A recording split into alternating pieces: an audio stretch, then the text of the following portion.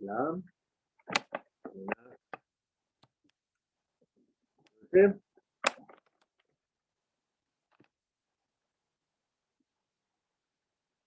¿Cómo están?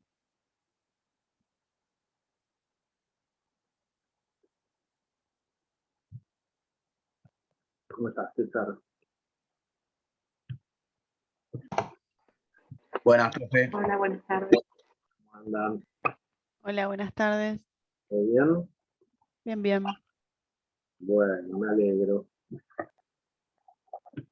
Bueno, estamos nuevamente acá. Vamos a ver un poquito el nuevo material. ¿Sí? No sé si pudieron leer algo o ver algo del video de la aventura del pensamiento. Cuéntenme si vieron algo, leyeron algo o todavía no. Y entonces estamos en unas puntas sobre los textos. El video. El video, bien. ¿Alguien más?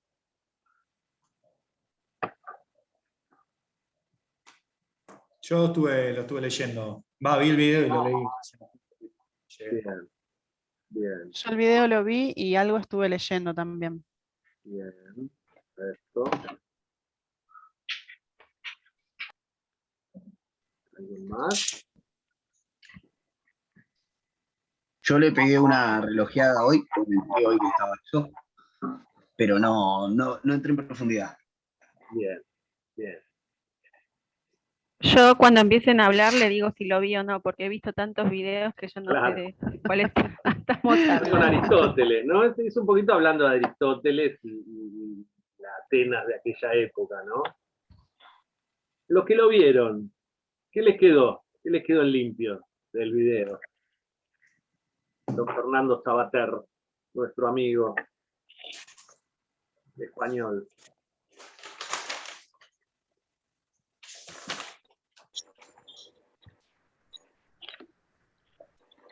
Español y vasco. Bueno, habla más que nada, lo que deja en claro es la clasificación que hizo en ese momento Aristóteles de la clasificación o sistematización que hizo de las ciencias. Bien. Bueno, empezó hablando y contando de que, bueno, a diferencia de lo que opinaba Platón, Aristóteles sostenía de que el hombre es un animal racional,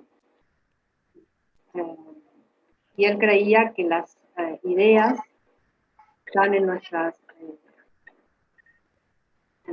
mente, Exacto. y es la que crea los conceptos.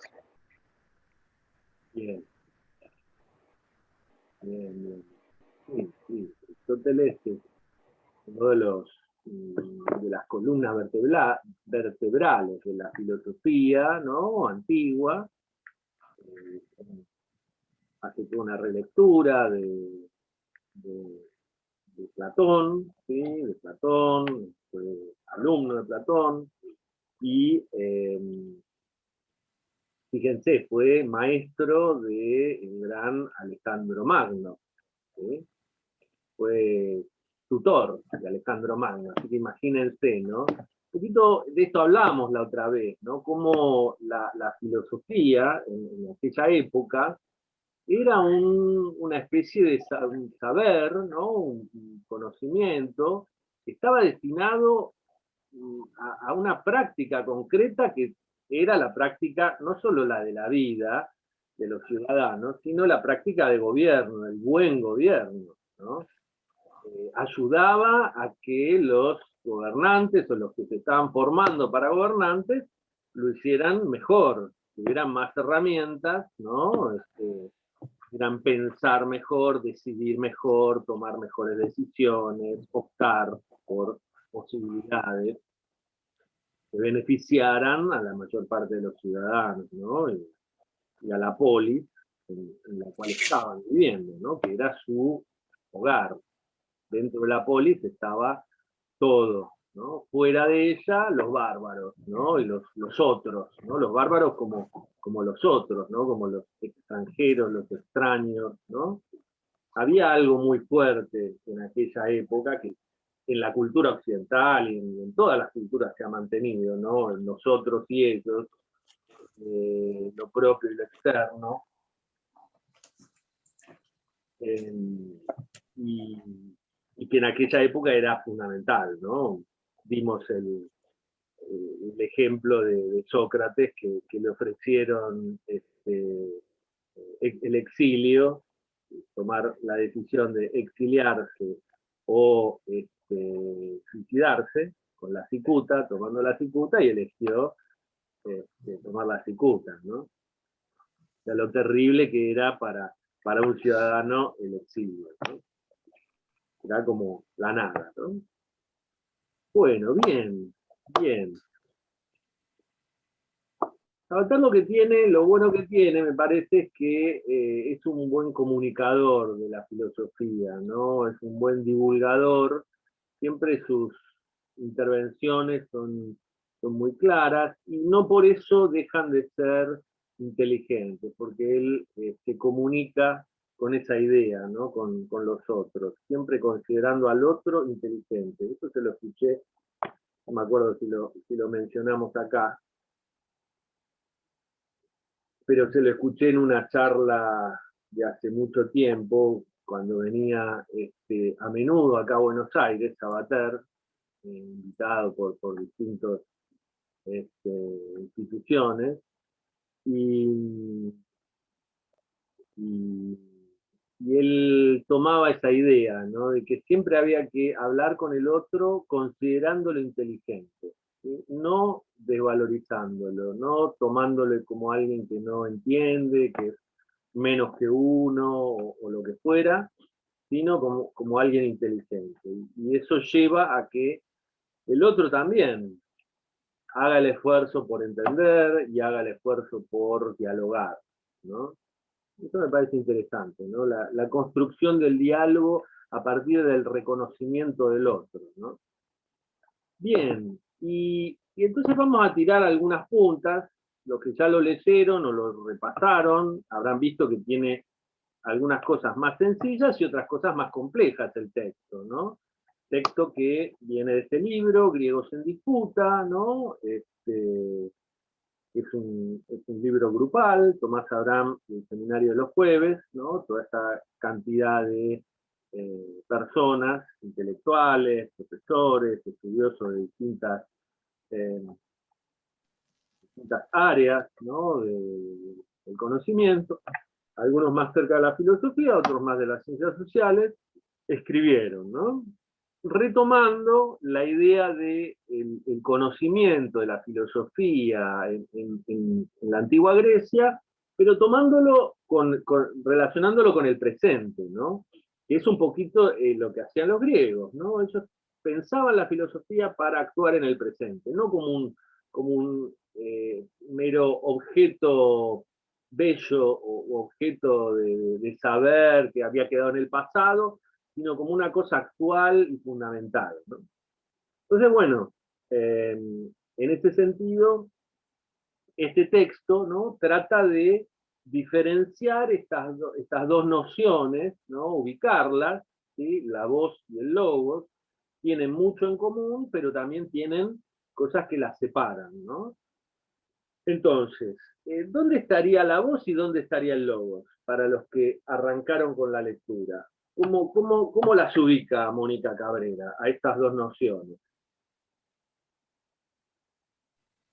La voz sería lo animal, por así decirlo, porque expresa dolor, expresa alegría, y el logos cuando articulamos el lenguaje y nos volvemos políticos. Bien, bien. Es solo característica humana, digamos. Exacto. Son dos momentos, serían dos momentos, ¿no? De la voz como la expresión de lo humano, ¿no?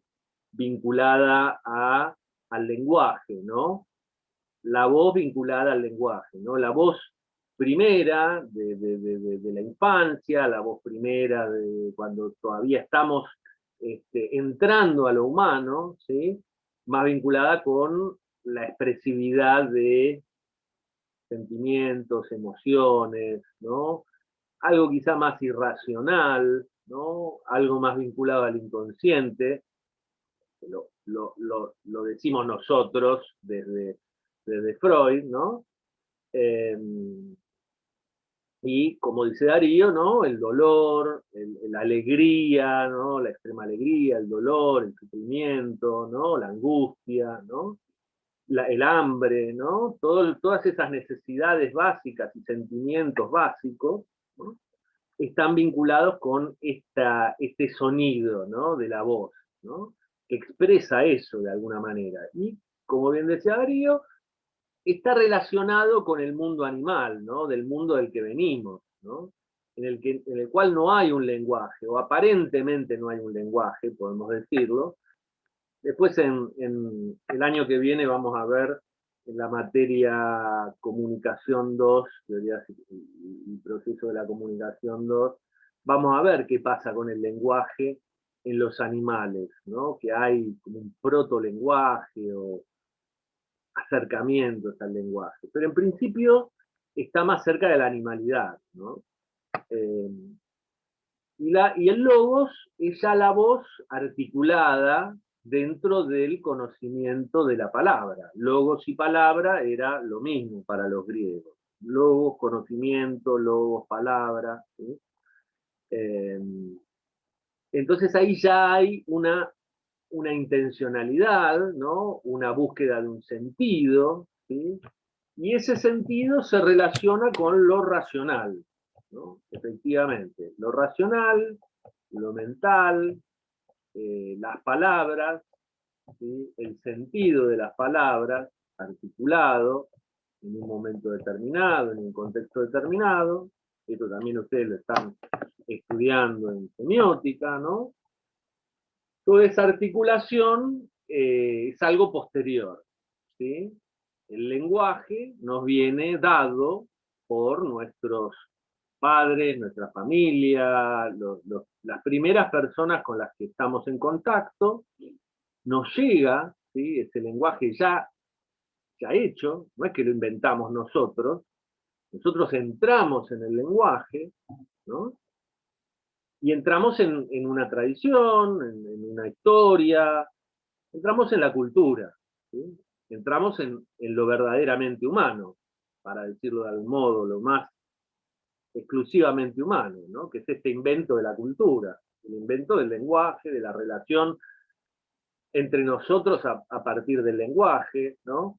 Del ponernos de acuerdo para hacer cosas juntos, ¿no? El lenguaje es algo social, no es algo individual, es algo construido socialmente. Nadie puede decir yo inventé el lenguaje, ¿no?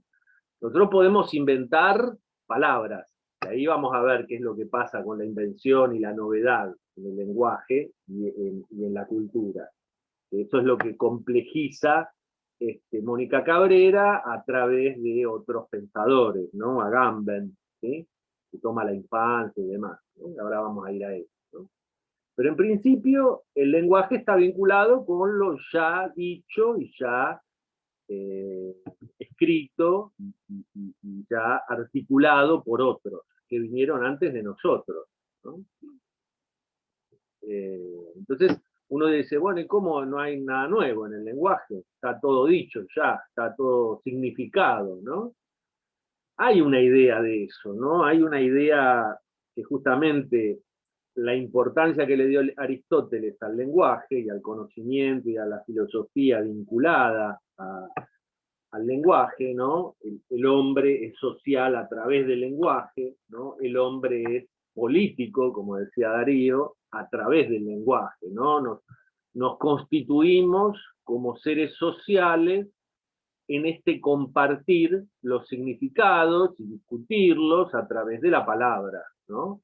Y de ese ida y vuelta con los otros, de esta manera que nos comunicamos con palabras, ¿no? Palabras y lenguaje, ¿no? Hay palabras como el símbolo, ¿no? O está también el lenguaje de señas, hay otros tipos de lenguaje, ¿no?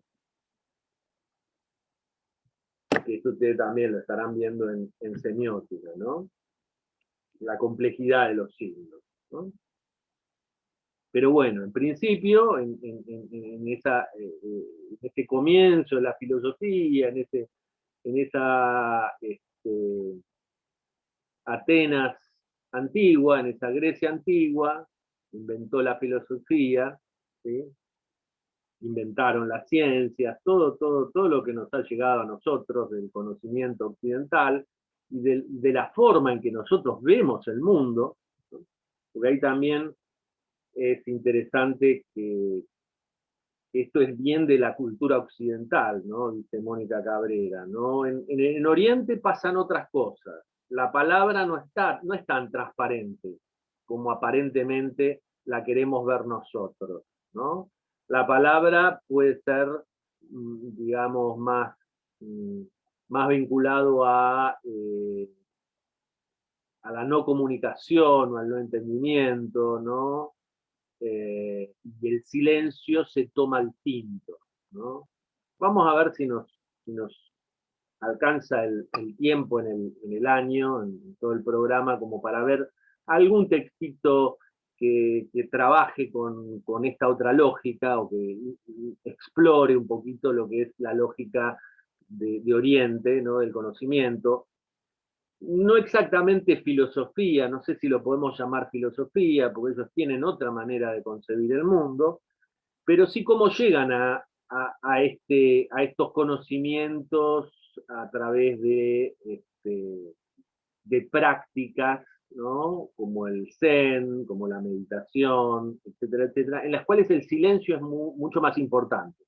Nosotros en Occidente, al silencio, en general, se lo ha desvalorizado bastante, ¿no? El que se queda callado está vinculado a la sumisión, ¿no? A escuchar y acatar órdenes, ¿no? El silencio está más bien como el refrán, ¿no? El que acata, ¿cómo es? El que se queda en silencio acata, ¿no? La palabra del otro. ¿Sí? El que calla otorga. El que calla otorga, exacto. El que calla otorga, exacto, ese es el refrán, ¿no? El que calla otorga, ¿no? Si nos quedamos callados, no tenemos la razón, le damos la razón al otro, ¿no? Hay toda una idea de lucha a través de la palabra, ¿no? Por el significado, por el sentido, por el poder, ¿no? Por la dominación del otro, ¿no? Entonces la palabra está más vinculada con eso, con el sentido, con el poder, ¿no? Con la potencia, ¿no? Bueno, ¿y qué es lo que va a complejizar? ¿Cómo lo va a complejizar, ¿no? Esta relación, Mónica Cabrera, ¿no? Entre voz y logos, ¿no? La voz, la foné, la llama como lo llaman con la palabra griega, foné, ¿no? Fíjense, de ahí viene fono, fonos, ¿no? El teléfono, ¿sí? Foné, voz, como algo natural, y el logos como el artificio, como la construcción del sentido de nosotros como animales políticos, ¿no? Y también la inteligencia, ¿no? Después lo cita a Heráclito, ¿no? Es una linda cita, hablando con inteligencia, es necesario confiar en lo común a todas las cosas, tal como una polis en su ley, pues todas las leyes humanas se nutren de una única ley divina, pues prevalece tanto cuando quiere y basta y aún la supera a todos, a todas, ¿no?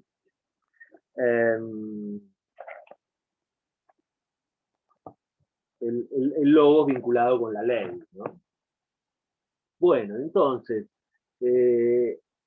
aparentemente ahí no tendríamos mucho más que decir, ¿no? Está el logos, el logos vinculados al conocimiento, la palabra, ¿no? La articulación, y del otro lado, ¿no? La voz como un resto, ¿no? Que quedó de animalidad, de irracionalidad, ¿no?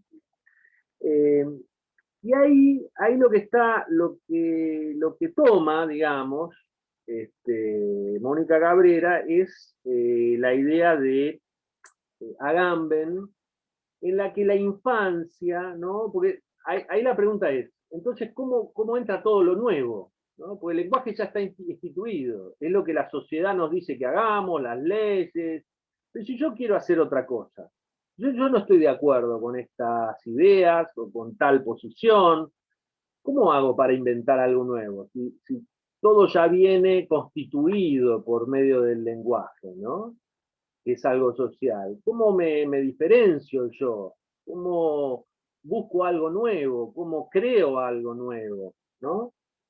Si ya todo está articulado por la palabra, ¿no?